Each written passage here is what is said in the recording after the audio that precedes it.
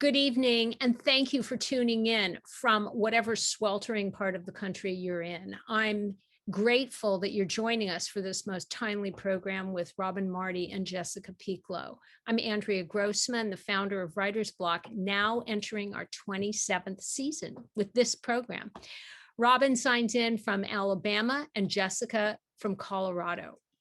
We worried and agonized and lobbied and marched before and after the Supreme Court struck down Roe versus Wade.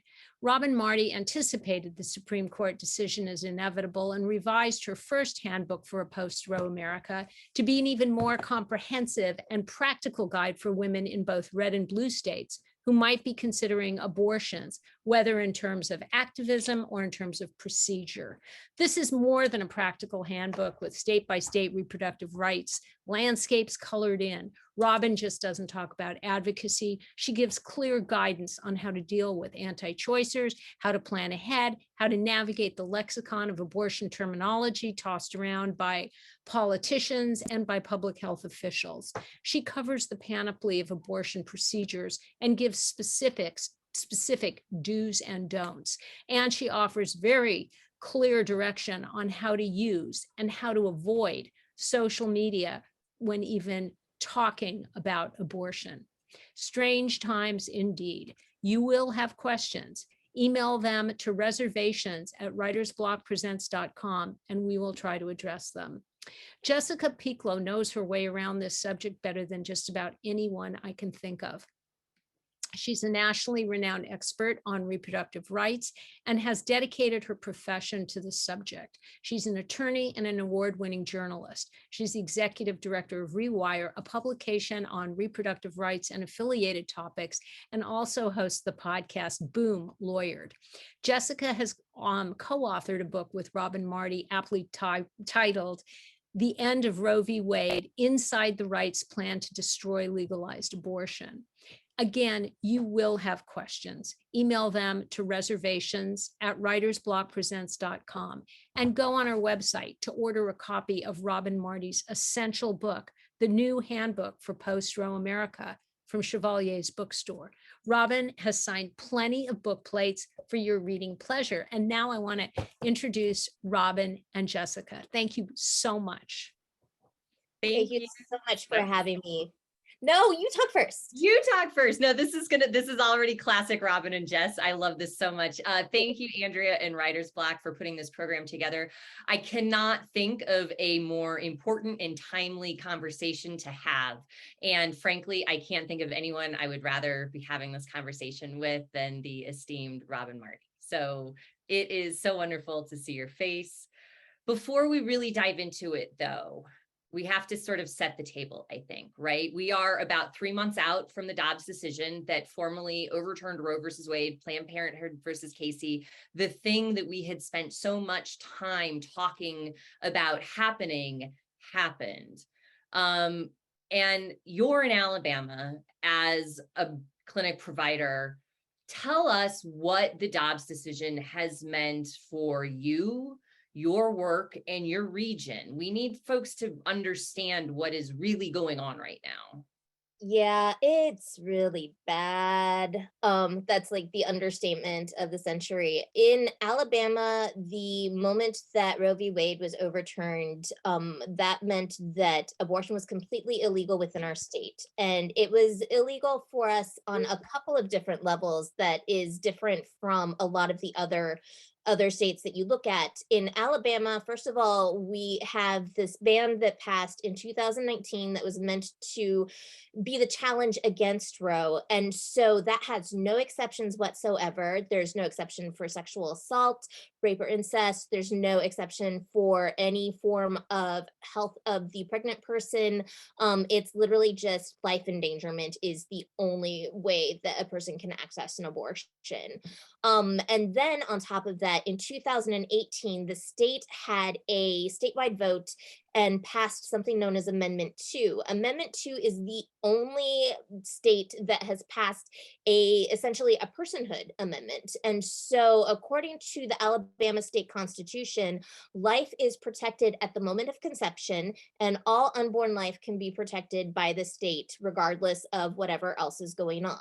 So you took these things, put them together, and put them on top of the fact that Alabama also never rescinded their pre-Roe law. And what that meant was the moment Roe v. Wade was overturned, we abruptly had to stop all abortion services in any way, shape, or form. So Alabama had a 48-hour waiting period. When you would come in, you would see a nurse, have an ultrasound, receive all of this state mandated material. Some of it was truth, some of it was lies. That's what happens. And then you had to leave for at least 48 hours before you could return to a clinic in order to get your abortion. What that meant for us was that we had patients who were having their first day appointments. We had patients who were in between having their first day and having their actual abortion. We had all of these different people. We had essentially 100 people who were on the books to still obtain an abortion that we immediately had to tell, not only can we not see them because it would be illegal for us to do anything, but because of this pre-Roe ban, it could potentially be illegal for them to receive any sort of services as well. So we spent a week right afterward trying to triage to move all of these 100 people over to a clinic in Atlanta, Georgia, only to find out that this plan that we had made, that we would go ahead and move people to Georgia because Georgia would still have legal abortion, was actually considered illegal by our state attorney general because he saw that as a conspiracy to help a person obtain an abortion. So this is where we're at right now, is we have a total abortion ban, we have personhood, which makes it basically a crime to not produce a live birth. And then we have something that is conspiracy. And according to them, the definition of conspiracy is assisting someone in doing something that, even if it is legal in the state it is done in, if it is illegal in Alabama, it is still the same crime. Is that legal? I don't know. And obviously lawyers are looking into that. But at this point, we have not been able to find anybody who's willing to really test, is this conspiracy? Can you really stop somebody from being able to obtain an abortion across state lines? How does this work with interstate commerce and all of these other ideas? So this becomes more and more important because we are now in a period where, because of all of the other bans going into effect over the last 2 months, there is no abortion access except in the state of Florida across the entirety of the lower 1/3 of the country. So from the west coast of Texas all the way over to the panhandle of Florida, no clinics, no abortion. All the way up to right now, we have South Carolina. We don't know how long we will have that, and that's only because their ban is enjoined and the new one hasn't gone into effect yet. Everything south of that, no legal abortion. So there is no access for anyone down here. When it comes to a person trying to access an abortion, your choice is go to Florida, where there's only legal abortion up through the first trimester, or head up to North Carolina or the southern point of Illinois. We're talking about multiple states, like 10 hours at a time. And also we know that these clinics are full. These clinics are now at a point where they are seeing so many patients that it is taking up to 3-4 weeks to be able to get in order to have an abortion. On top of that, these are patients who found it extraordinarily difficult just to get across the state in order to get an abortion from us, sometimes even to get across the city to get an abortion for us. These are usually poor people. 3/4 of the time it's Black women, and most of the time they are people who already have children. They cannot take the time off to be able to go to a state in order to be able to get this care. Then you have our own people putting restrictions on how funding will work. And so because of that, we have clinics that either because they are unable to access funding because that's the rule, or because they have their own legal questions, they're saying that they will not give medication abortion to patients from illegal states unless those patients stay the extra 2 days that it will take in order to take the medicine, both portions of the medicine within their state, in order to limit their own legal risk. So now we are at a point where essentially we have patients in the South who have given up. They are telling us that they've quit. They have shown up for prenatal care. They are showing up in order to try to get onto Medicaid, because when you look at our region, it's not just a region that has no abortion access, it's a region that hasn't even expanded Medicaid under Obama. It's Mhm. very poor. It has almost no health care coverage. And in Alabama, in order to be able to get Medicaid when you're pregnant, you have to have a doctor confirm your pregnancy. But you can't get a doctor because you don't have insurance. So it's this vicious cycle now where a person can't get health insurance because they can't get a doctor because they don't have health insurance. And so, yet again, because they have no doctor, they have two options. They can come to us for help, or they go to a hospital and risk arrest. One of the things that I stress here in Colorado as I speak to audiences is that even though abortion is protected, there's no guarantee of access anymore. When SB 8 went into effect, our clinic saw an increase in patient load of over 500% in the first 2 weeks. And that now has quadrupled with Oklahoma and all of our neighboring states as well enacting bans. You said something though that I do want to go back to, which I think folks who are on this call may not even understand, and that is in Alabama, abortion is banned, but you have not closed your clinic doors. No. How is that possible? How are you running an abortion clinic in a state with an abortion ban, Robin Marty? How am I? Day by day. Like that's the best answer to that. What are you doing though? What like No, practically okay. speaking, what are you doing?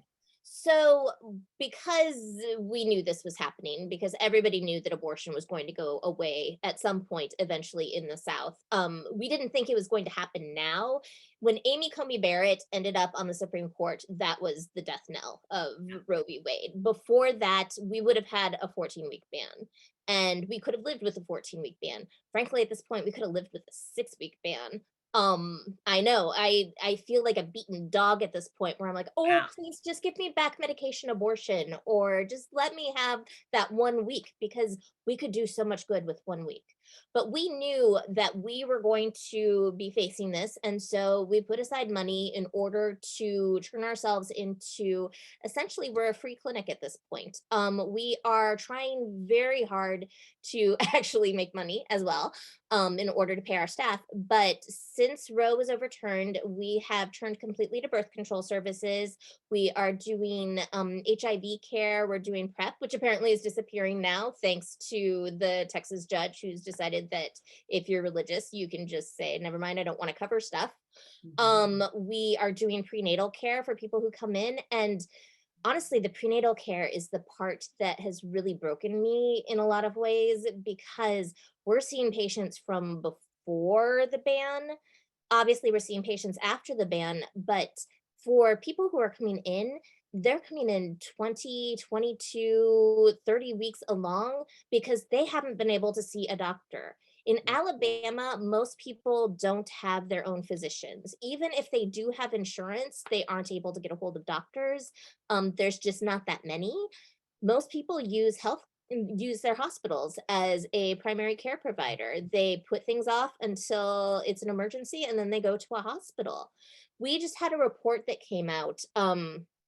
Obviously, every state has maternal mortality numbers, and Alabama has started going back through their old years to check and see if there was any sort of preventative thing that could have been done that would have had these women not die. And in going through the numbers, they realized that there was 30% of patients did not see a doctor for prenatal care until their third trimester. and 15% actually never saw a doctor until the moment they gave birth.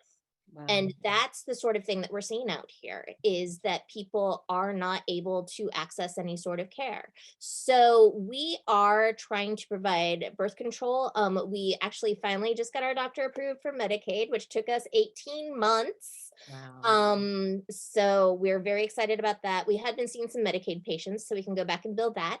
Now that we have Medicaid, we can actually start with private insurance as well, which in Alabama you can't do until you're a Medicaid provider. But essentially, we are just fundraising and paying for everybody's services as they come through, because we don't know, in all honesty, what's going to happen in the next legislative session. We don't know if there's going to be some rule that says that we can't, as a clinic, exist. We don't know if they're going to ban emergency contraception, if they're going to ban birth control altogether.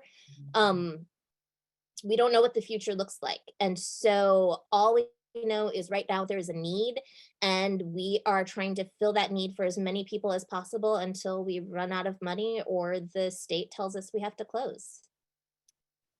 Wow.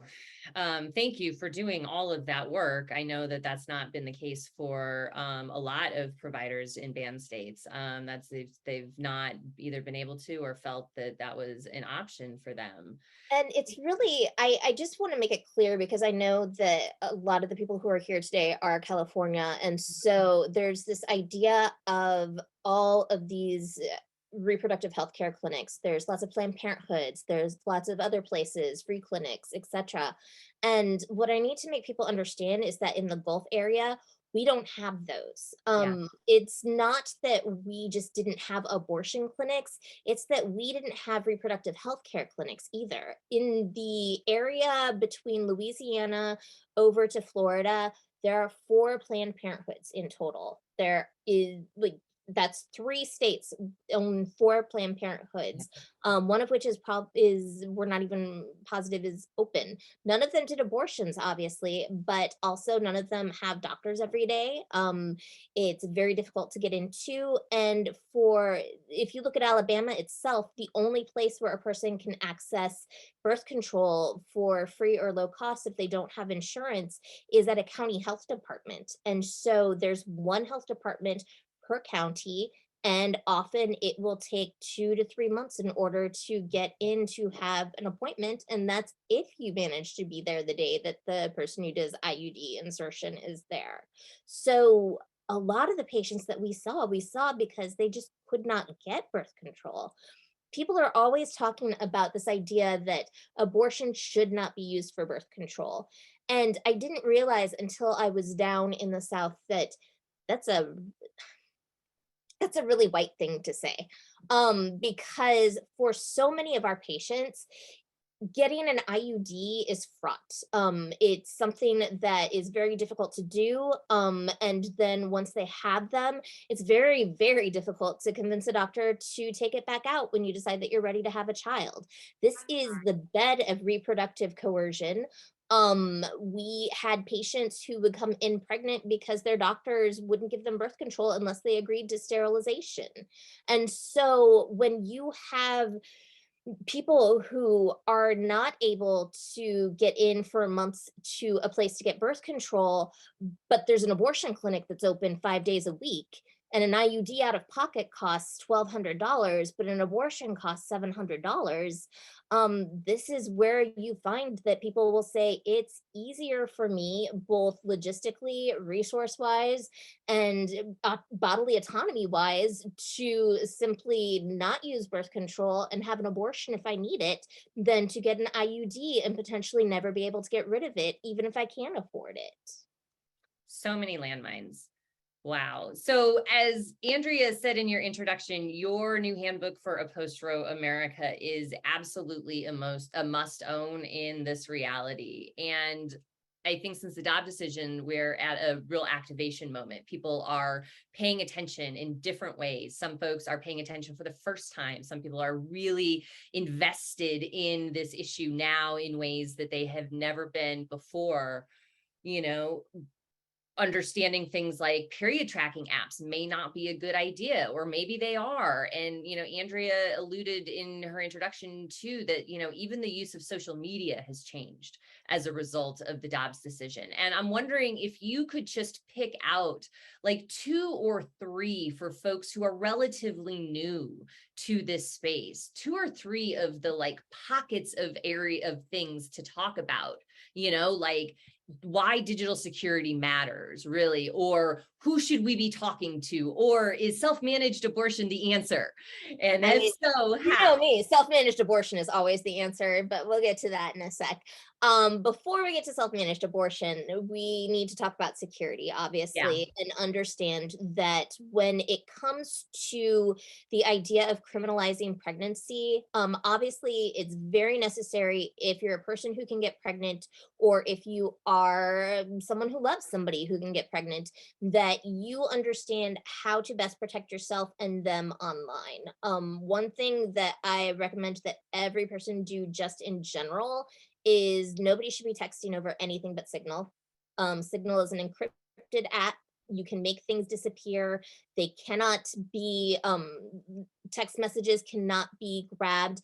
Don't talk about your abortion on Facebook, regardless of how you're going to do it. Not in DMs, not anywhere. We had the woman in Nebraska who was just arrested over it.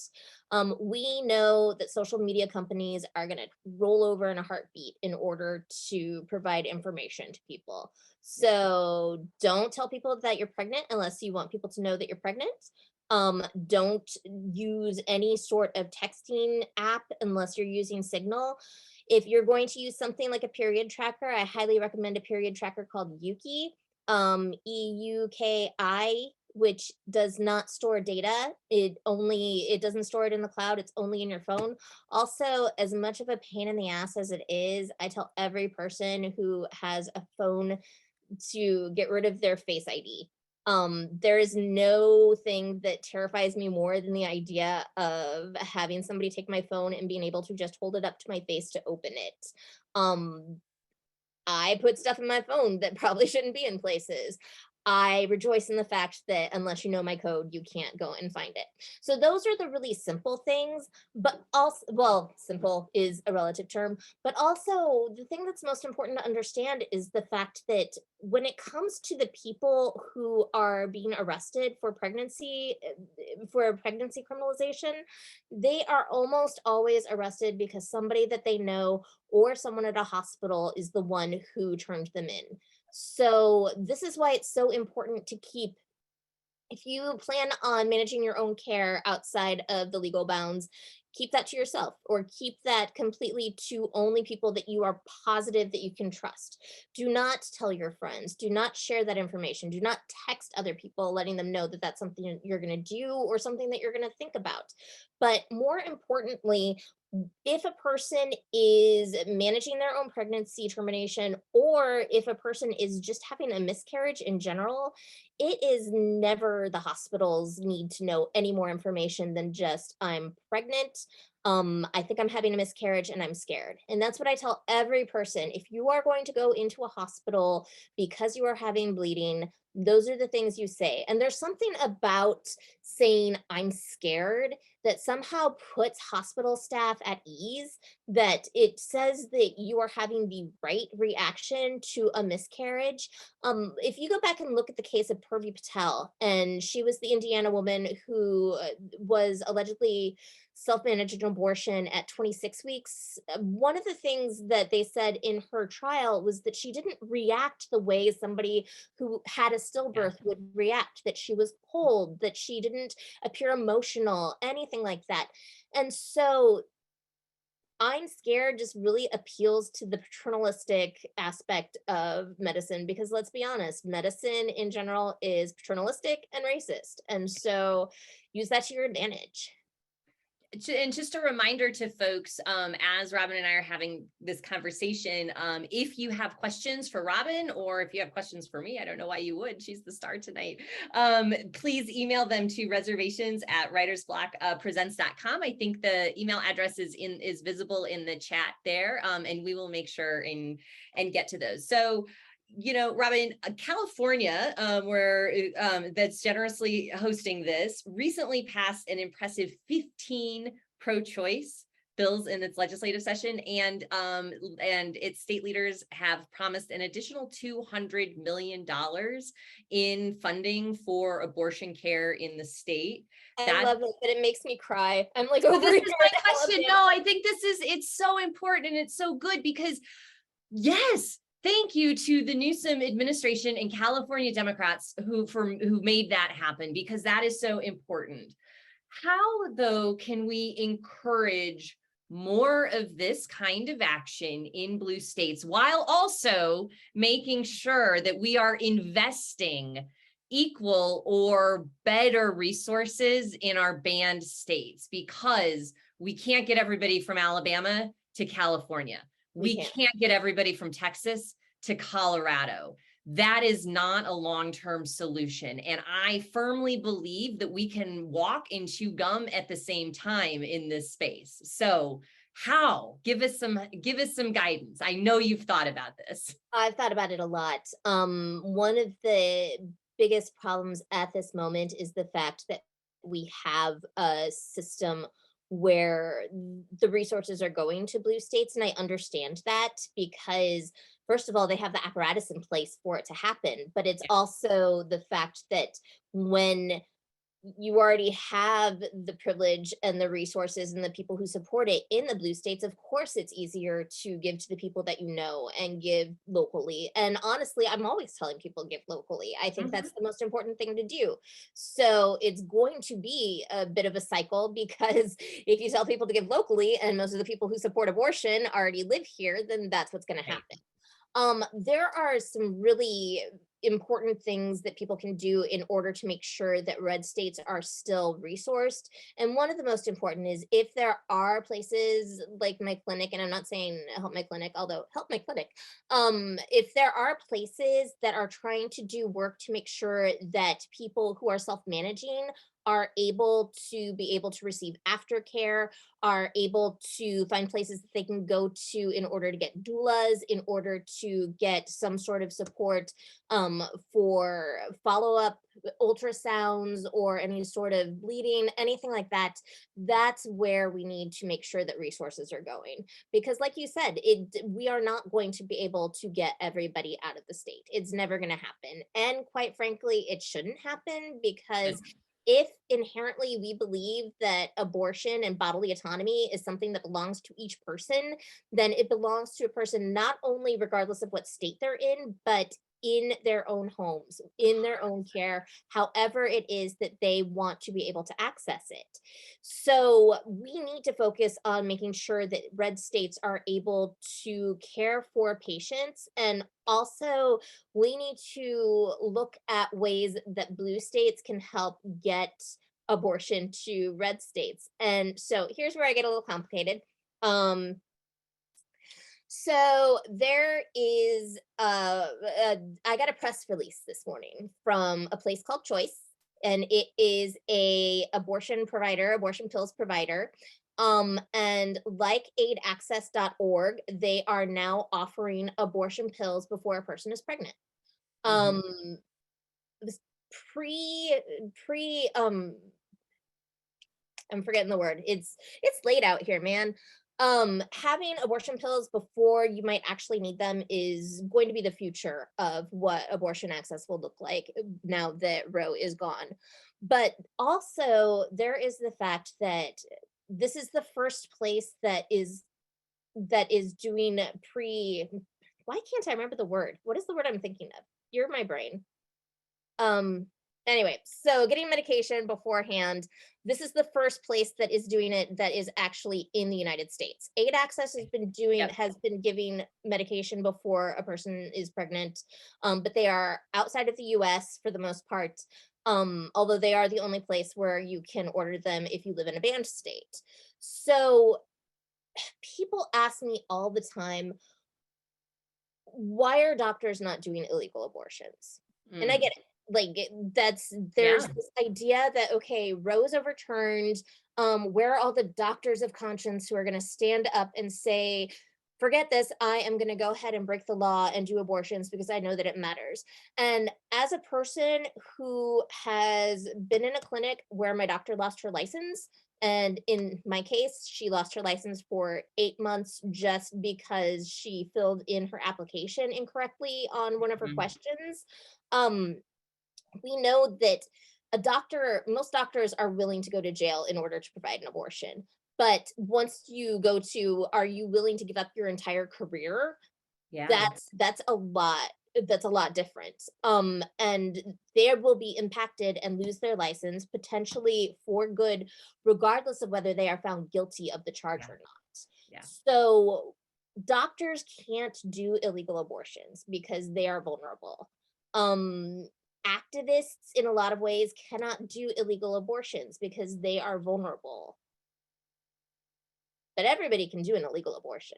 I mean, when it comes down to it, if you live in a state and you can access pills, which now you can do even if you are not pregnant, there's no reason you can't hand it to somebody. And there you go. You have now provided an illegal abortion. And so the question is, how do you do it safely? Which is why you go through all of these things of surveillance in order to make sure that you are only talking to people on things that disappear. And if you are going to be mailing them to someone in a red state, you make sure that you do not send emails about this, all of those sort of things. But also, there's no reason not to do it if you are in a state like, say, California, because a state like California, it is not illegal for you to send it to them because there are protections that have been put in place in order to make sure that people cannot get in trouble for providing abortions. And allegedly, all of our red states say a person who obtains an illegal abortion is not going to be charged. So here Yeah. you go. You have one state where you can't be charged for giving an abortion, and you have another state where you can't be charged for receiving an abortion. And so now you've just made the perfect connection for making sure that people have gotten access in a state where abortion is illegal.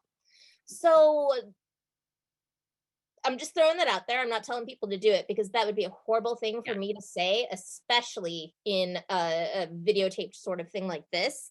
I'm just saying that from a what if, working through all the little laws sort of idea, um, there's no reason why a person who has gone through and figured out what the risk is to themselves.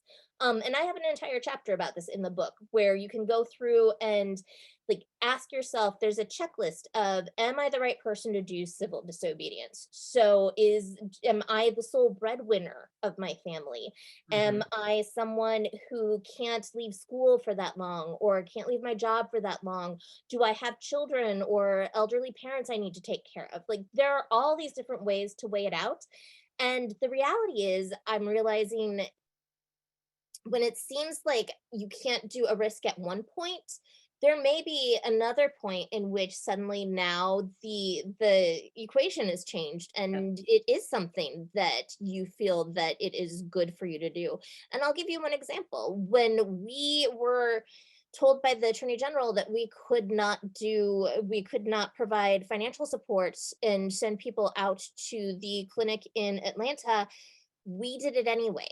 And we did it because we thought it was the right thing to do because we'd already begun a relationship with these people. And so to us, not following through and giving them the care that we had already promised was medical malpractice. But also, my staff is almost entirely Black, all women.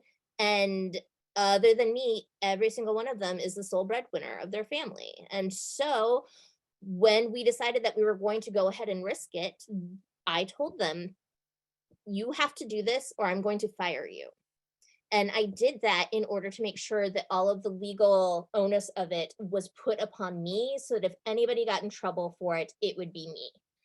2 years ago, I have 3 kids. I have I have a husband who would go nuts if he was stuck with the 3 kids forever. Um, so 3 years ago, I could not do this. When I first wrote the book, this would not be a good legal risk for me. It would not be worth that action. Today, it has become important enough and my life has changed enough that I can take that action. So even if you don't think that you can do something now, you don't have to feel bad if you don't Right. feel like this is the thing you can do right now. There may come another time where you will feel comfortable with it, or there may be something else you can do. And that's one of the reasons I wrote the book, was because I wanted to make sure that every person knew that there is one thing that you can do. Everyone It has a lane. Everybody Everyone has has a a lane, lane. exactly. And that was what made the book happen, was as soon as Anthony Kennedy, in the first iteration of the book, as soon as Anthony Kennedy announced that he was going to leave the Supreme Court, everybody said, oh my God, Roe v. Wade is going to be overturned. I'm going to give all my money to Planned Parenthood, and I'm going to stockpile emergency contraception. And I was like, those are not the right things to do. Here's a list of things that you could do instead, because everybody wants to do something. It gives you a sense of power. It gives you a sense of control. It's not even just about supporting the people who need care. It's also about making sure that you feel engaged and you feel that you are doing some good, because otherwise we all just spin off into the world and we can't make change together. So I almost hate to ask this question because we are still in the early phases of figuring out the landscape thanks to the Dobbs decision. But the reality is the anti-choice movement never rests. They have been plotting this for decades. And so we know that there are more battles. What are your top two right now, like big next battles on the horizon that you're seeing?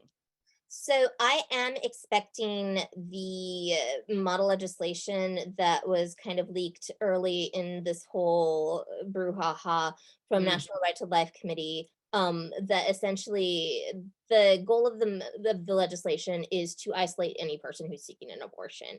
Yes. So it's more of this aid and abetting stuff that is happening in Texas, where it would be illegal to give somebody money or take them in a car to a clinic, or all of these other things. To I public expect to see information that. about That's access the to part. information. Yeah, the public information thing is something that I expect to see, and I don't understand how it's going to work, in all honesty. I will also say that that's one of the reasons why, when I originally did the book, somebody said, why don't you just let it be an online toolkit? And I'm like, what happens if you don't have online anymore? Yeah. And so, I mean, officially sharing information about how to access an abortion, how to do your own abortion, how to find funding for an abortion, all of these things could potentially be illegal. I don't know how that would work. It could get really complicated, but what I do know is that we already see some signs of how this would work, in the fact that I've already been watching very closely at different media outlets that have kind of disappeared links. Yep. So for instance, Politico no longer links or even mentions aid access anymore. That's gone.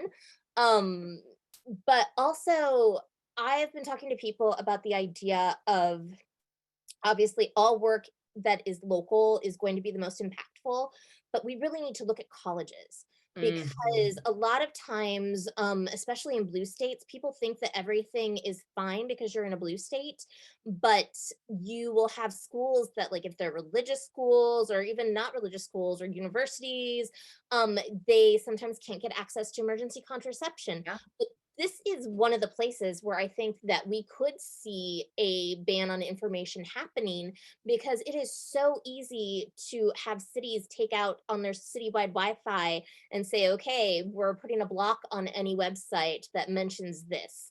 Or UR news groups gets blocked at a variety of places, and we're always figuring that out. And I remember, like, the reason that this is so in my head is because when I was actually putting together the book the first time, I lived in Minneapolis, but I lived right on the border between Minneapolis and Columbia Heights, which was a different county, and a very different county, if you understand. Yes. And so I would go to the Columbia Heights library to work, except that I couldn't pull up any of the websites because they were all blocked there. So there's a lot of ways that, especially as we have these really networked cities that we can see colleges disappear the information, or certain cities disappear information. This is one of the reasons why it's so important that as we go forward, we need to make sure that we have pro-choice people on city council, pro-choice people in school boards. Like, there are so many different levels, and anti-abortion activists are fighting on every single level, all at once. And that's our problem, is like, we were like, hey, we can take over the federal government 2008. And we did. And so they're like, yep, we're in the states now. And so they took over all the states in 2010. And that's how this all really started. And we're like, oh, shoot, we should come for the states. And so we start to come for the states, and they're like, yep, we got your school boards and your city councils right now. And so that's where they're organizing at right now. And the city by city sanctuary for the unborn bans were where this SB 8 came from. And nobody saw it coming, except for, of course, the geeks like you and me, who are actually paying attention at the most tiniest of minutia. And now it's going to be done on a nationwide scale. So we need to make sure that we are paying attention on every level and fighting on every level. And it is exhausting, but also I think this can work because Jessica's known me for a really, really long time, and I'm absolutely never optimistic. This was going to be my last question to you before I open it up to the audience question, which is, where are you finding hope? I love that I don't even need to transition into it. There you go. So I think that we, after this midterm, I think that we are going to see some sort of federal change. I do believe that we are going to get, it's probably not going to be like as impressive as people really want. It won't be a codified Roe, although don't get me started on codified Roe. We don't have enough time for that. But I think that we're going to get medication abortion. And for people who don't understand how seriously dire everything is in the South, medication abortion coming back would be a lifesaver, a literal lifesaver down here. I think that we are going to have enough change at the midterms that we're going to get that. And I believe it because the anti-abortion movement went too hard, too fast. They got drunk on their own power, and they just went. Like, if they had just slowed down, if they had allowed exceptions, if they had let some of the states keep things just in the first trimester, they might have managed to keep this whole state by state thing going for a while. But they're going straight for personhood, like federal personhood. They aren't stopping. They have decided that they want to change it, and change it all at once. And because of that, they've lost the whole plausible deniability that their lawmakers had for so long. And instead, they're just getting rid of their lawmakers. So basically, the GOP is literally a small faction of Christian dominionists who have decided to take over everything. And I think they're going to realize that a lot of the country doesn't like Christian dominionism and is really happy to have a wall between church and state. Andrea is going to have us back on so that we can talk about my theory on how the federal courts are going to mess things up and what we need to do about that. But we're not going to end on that sour note. We are going to end on a happy the note. Audience questions. Absolutely. We're totally having you back. And because I want to know how the federal courts are going to mess this up. A question just came in, and it was right on the heels of what Robin said.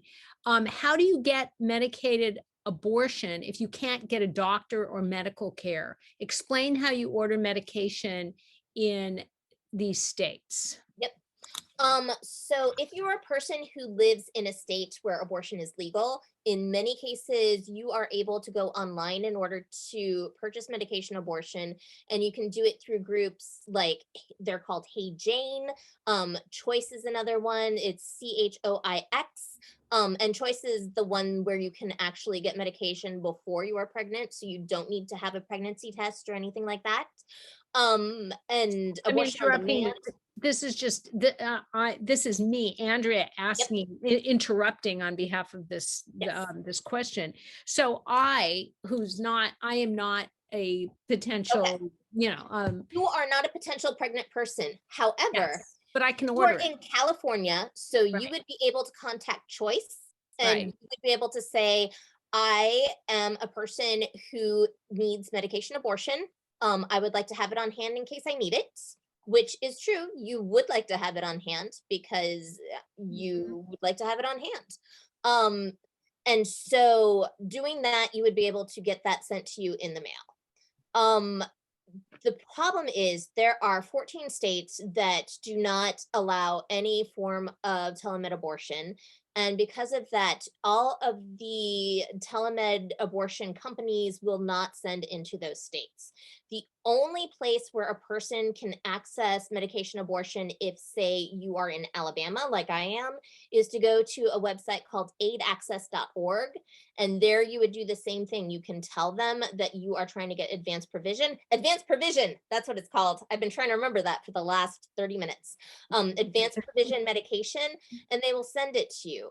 For an organization like Aid Access, which is located across the ocean, it's not illegal for them to send into the state, simply because they are out of the country, so they cannot be held accountable to US laws.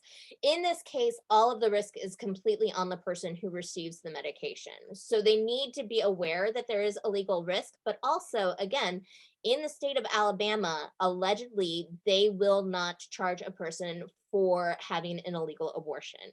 Now, of course, that does not mean that they wouldn't charge a person with any myriad of things, fetal endangerment, desecration of a corpse. Like, these are all the things that we've seen be used as a charge. But if you are a person who is getting medication from overseas and you are extraordinarily careful, and the person is extraordinarily careful about how they speak to people as well as what they end up doing after the abortion, there is no reason why, by minimizing those risks, you can also avoid legal risks. So speaking of overseas, Mhm. this is another question. When you're jumping to all these great, you're making it so easy. Um, what countries can serve as role models for us in a post-Roe world? And well, there's two. The first would be, I would say that the UK is a role model simply because of the fact that they have been doing medication abortion now since COVID, and they have done a large study that shows that not only is it extraordinarily safe, but that there is no reason, as long as a person knows to monitor themselves for a potential ectopic, there's no reason for a person to need to actually see a doctor. They don't need an ultrasound. They don't need anything. They just need to know that they're pregnant, know what an ectopic warning sign looks like, and then take the medication. And then, of course, we have Ireland, which is going to be our siren for what we do next, because they repealed the eighth 2 years ago. A time is meaningless.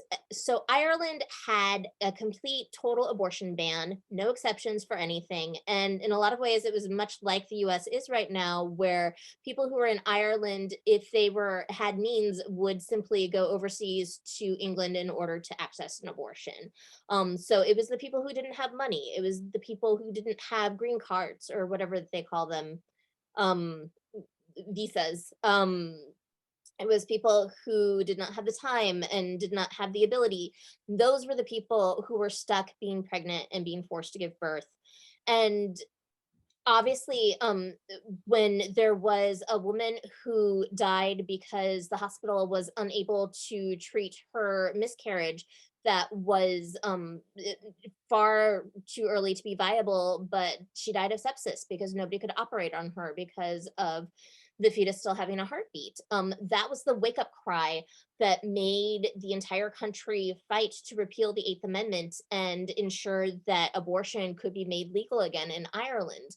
And one of the reasons why this is a really important explanation isn't just because of that change itself, but the fact that when I was talking about how our anti-abortion movement is going too hard and too fast and to no exceptions, one of the things that you will see coming up in debate right now, either by politicians in anti-abortion legislation is this idea that an abortion is never medically necessary. And that's actually called the Dublin Declaration. It was a group of doctors back in 2012 who put out something that stated that there is never any case in which a person needs an abortion in order to save their life or protect their health. And so it's where you have doctors who say things like, if there's an ectopic pregnancy, we just need to remove the tube, cut it on both sides of the embryo and pull it out. And that way you never really had an abortion, when really you could just give somebody a shot of methotrexate and do things much easier, less invasive, quicker, safer.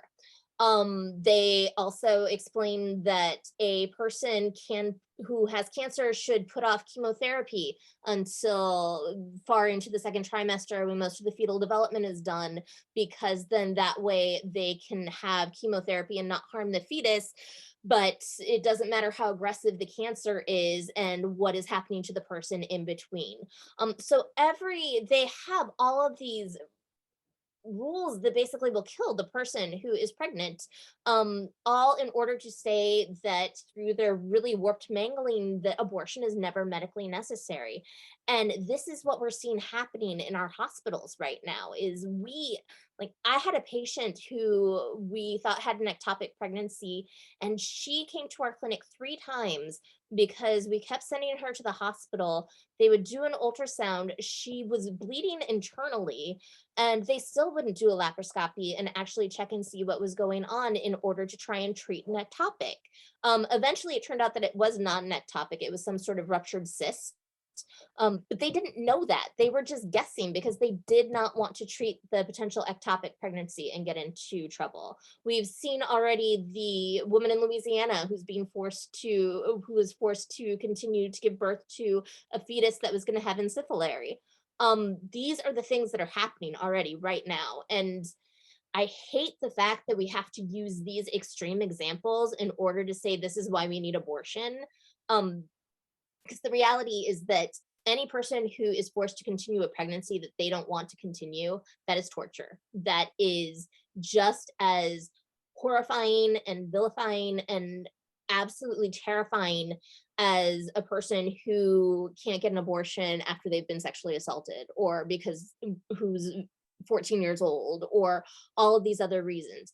In all cases, being denied bodily autonomy is awful and cruel.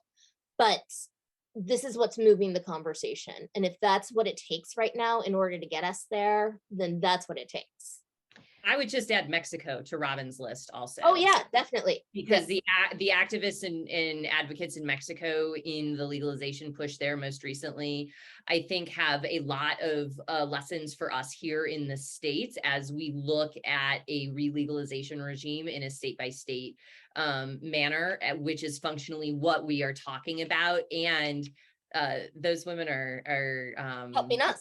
I mean, at this point, they're providing the amount of care that Mexico is providing to United States residents and citizens who need it right now is astonishing. The irony of all this. Here's one. I feel like they haven't stopped abortion. They've stopped safe abortion. Are you seeing an uptick in women hurting themselves to get an abortion? No. So far, we are not seeing that. There's 2 reasons. One is the fact that because medication abortion is so accessible and it is very, very safe, we are not seeing that. I will say, though, that anecdotally, from what we are seeing here in Alabama, to be fair, it's still pretty early. It's only been 2 months, 3 months. It hasn't been long. I think we will see more as time progresses. But I feel like a lot of people have just become resigned to giving birth. And that's not surprising in a lot of ways, because this is a community of people who have, quite frankly, always felt coerced by the government and never had their feelings or wants or needs. Like this is the same community that is terrorized by cops, that is ignored by their hospitals, that can't their schools are falling apart. And so this is just another, in all honesty, indignity that they're like, this is life and this is what I'm going to deal with. And just to yes and what Robin is saying, one of, I would say, the silver linings, to the extent that they exist in the moment in time that the Dobbs case dropped, was the fact that medication abortion is so widely available that, even with the barriers in place that Robin has described, that the risk now is really largely legal rather than medical for most folks. Now, I also agree with Robin's point that we're early enough in the impact and the fallout from the decision that we have not yet heard of those stories of folks who were desperate enough to take extra steps, even when medication abortion was not available for them. And so I would have to imagine, unfortunately, that some of those stories will occur as well. But the difference between now and 1973 is medication abortion. Yeah, and we're just now starting to hear the stories of Texas, where it has been a year now since SB 8 went into effect. Yep. And now we're getting the impact of how much more birth is there, what sort of maternal mortality has picked up. Yeah, go figure. So this last question is for both of you, and I can't tell you how much I appreciate both of you being here. I've been leaning forward so much during this conversation that I've been trying not to put my face in the screen. But anyway, I don't know if you could tell, but I keep moving in my seat because I get so animated. It's just amazing. So here's a combination of two questions, and one of them is mine, but I'm bringing in an audience question at the same time. Are you waiting for the police to come and shut down your clinic? Will you, and this is the part where Jess can come in, will you engage in civil disobedience? Will civil disobedience do any good? And who will be the enforcers? The police? And what roles do the police have in enforcement? So 1,000 questions. Talk about a compound question. You're never supposed to do a compound question, but I couldn't help it. It's the last question. I am not expecting the police to come in and close our clinic. Because our clinic is being very, very deliberate about following all of the rules as we understand the rules. We are doing some miscarriage management, and we have protocols that we believe are within the rules that the state have put up for us that show that these are not viable pregnancies. And so by treating people who are miscarrying, we are in fact saving their lives. And also, because it is a miscarriage, it's not an abortion, we are able to verify that there is no heartbeat, or we are able to do labs 24 hours apart, 48 hours apart, that show that the levels of pregnancy in the blood are not escalating the way that they are supposed to. So those are the cases in which we will go ahead and do an aspiration or provide medication, and we believe that those are all legal. So I have been very dot my I's, cross my T's about making sure that those are correct, because I want my staff to be safe. I want to make sure that my doctor does not lose her license again. That is more important to me than anything. When it comes to civil disobedience, though, I'm really, really leaning now. And so I do believe that there is going to be a point that we get to in Alabama where somebody is going to have to test the conspiracy law, simply because that is going to be the only way to ever find out what its limits are. So that is something that I have talked about and have discussed with some people about seeing what that is going to look like, how that can be done in steps in order to better understand, okay, if they don't come for this, then obviously this does not count as conspiracy. Now let's push a little bit more. So that's my intention. And in all honesty, I'm inspired by a bobo boat. And I can't believe I'm saying that, but there is a man who has a ship in the Gulf and is allegedly providing abortions to people who come down, and has this elaborate cloak and dagger thing going on. And it's been going on for about a month and a half now, and no one's come after him. And he said repeatedly his goal is to get arrested. He has done a flippin' media tour about this, and they're just like, yeah, and nobody's doing anything. Like, they've talked to Alabama legislators who are like, yeah, he's doing that thing, that's probably really illegal, and nothing. And so when it comes to who is going to come down to do something, I don't know. Like, the Attorney General, we've been trying to get just explanations of what counts as a medical exception, and they won't give us one. And that's deliberate, because this bill passed in 2019. They have had many years to come up with the exact explanation of what is a medical exception. They're not doing it because they want to be able to have the ability to pick and choose whether they think that that exception was okay or not. And in reality, it's going to come down to, did it happen in a hospital or did it happen at our clinic? Because it's really about making sure that our clinic does not do anything, because a hospital is trustworthy. A hospital is their doctors. A hospital isn't the dirty abortionists. I'm very angry about this, if you can't tell. So civil disobedience is a thing that's going to be happening. And I think it's a thing that's going to be happening soon, basically. I just want to make sure that it's done by the right people, and that everybody is doing it knowing their risks and as protected as possible. Jess, are you going to civilly disobey? You should disobey. I mean, yes, I may engage in civil disobedience just by being the executive editor of Rewire News Group, which is a nonprofit media organization that publishes accurate information about the state of the abortion rights fight should some of this model legislation pass. I want to talk about law enforcement, though, because absolutely they are the front lines of enforcing. And Robin had mentioned a case out of Texas. This is a teenage girl and her mother who are being charged with a litany of crimes related to self-terminated pregnancy. And it was law enforcement that was tipped off and really started this whole procedure for them, and tipped off by a friend or a neighbor who said, wow, she was pregnant and then she wasn't. That seems fishy. And so law enforcement, absolutely not our friends in this space. And in fact, we knew that before Dobbs. Anybody who has spent any time outside of an independent abortion clinic in a state that had banned abortion now understands that law enforcement was not there to protect the rights of providers, to protect the rights of patients. They were there to protect the rights of protesters, and often ideologically aligned with them. I think it's no coincidence, for example, that so many of the national players of the anti-choice movement were either involved or very vocally supportive of the January 6th insurrection. The body on the ballot is absolutely the same as like the battle for our bodies right now, and we need to be talking about them in the same breath. So that's just one thing that I wanted to leave on as you gave me a law enforcement opening.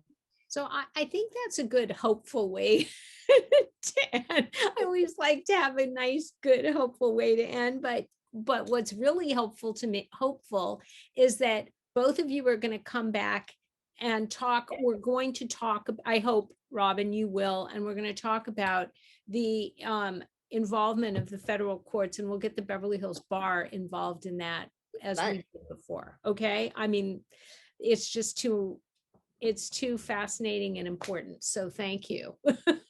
Thank you. I promise that we won't end it on a bad note either.